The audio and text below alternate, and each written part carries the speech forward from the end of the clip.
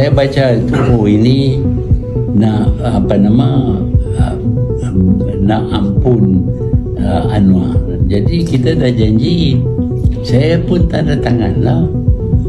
Tapi hari ini datang orang yang berkata saya buat salah. Dan saya tanya pasal apa salah. Dia kata nak ampun satu orang mesti ada mesyuarat lembaga pengampunan. Tapi mesyuarat itu tak diadakan. Cuma Agung kata dia patut bagi ampun. Perlembagaan kata Agung tak ada kuasa. Sebab itu dia jadi masalah sekarang ni. Ada peguam-peguam yang berkata bahawa pengampunan terhadap Anwar itu salah.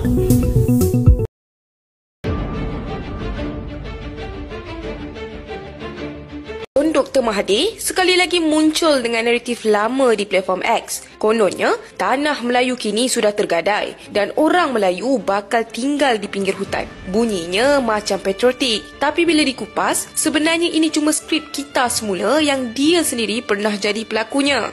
Ya, betul ada fakta sejarah seperti kehilangan Patani dan Singapura. Tapi, itu semua hasil perjanjian kolonial zaman penjajahan. Bukannya sebab ada kaum lain yang masuk dan membeli tanah. Ironinya, zaman Tun jugalah tanah rizab Melayu menyusut paling banyak, jatuh ke tangan kroni dan toke-toke yang rapat dengan kuasa. Sekarang, Tun nak salahkan kaum lain. Kononnya, proses penjualan tanah orang Melayu akan diteruskan. Dulu, bukan dia juga ke yang pesan, jangan dengki dengan orang kaya. Sekarang, orang kaya beli tanah ikut undang-undang, dia pula yang marah. Jangan buat-buat lupa, zaman dia jugalah Pulau Batu Putih dihadiahkan kepada Singapura tanpa perbincangan kabinet pun.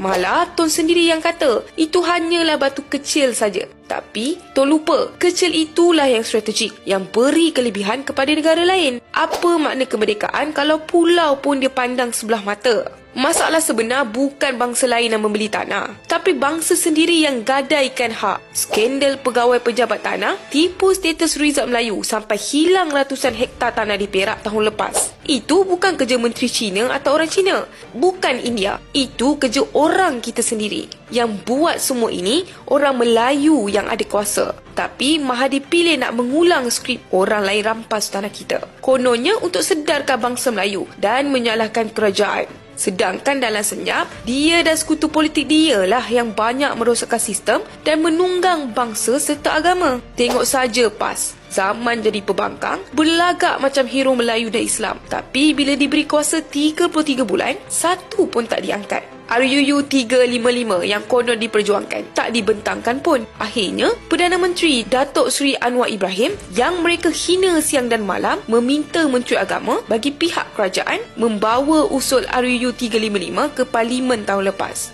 Geran sekolah agama yang ditarik zaman Mahathir pun tak dituntut balik oleh PAS ketika berkuasa 33 bulan dulu. PMX lah yang telah kembalikan geran bantuan sekolah agama rakyat melalui JAKIM. Subsidi bersasar yang dulunya juga disokong oleh Muhyiddin dan Ismail Sabri, tapi bila PMX laksanakan, terus dicop zalim oleh sekutu mereka. Yang kita dapat, cabutan judi dinaikkan oleh kerajaan bersama PAS. Akhirnya PMX menurunkan kembali cabutan undi itu kerana ia tidak baik untuk kesejahteraan rakyat. Kalaulah orang Melayu guna separuh akal pun dah cukup untuk nampak bagaimana agama diperalat dan rakyat terus diperbodohkan demi agenda politik. Sebenarnya bukan tanah yang makin sempit, tapi hati segelintir pemimpin Melayu yang semakin sempit. Mereka lebih suka menanam kebencian dan rasa takut dalam jiwa orang Melayu, konon demi bangsa dan agama. Tapi akhirnya yang menjadi korban bukan orang lain, orang Melayu sendiri.